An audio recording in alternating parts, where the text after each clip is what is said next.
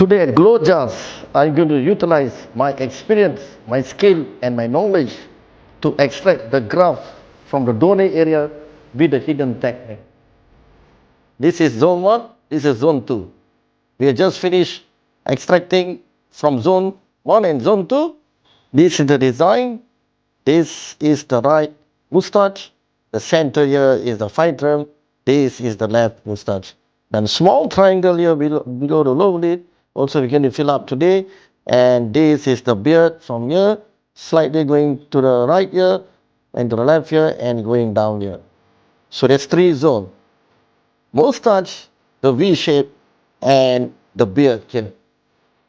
And the important thing of this technique is it got the advantage to cover when the rubber band is removed from this part, this long hair able to cover the zone 1 and the upper part of head able to cover the zone 2. This is zone 1 and this is zone 2. When the fold, when we comb,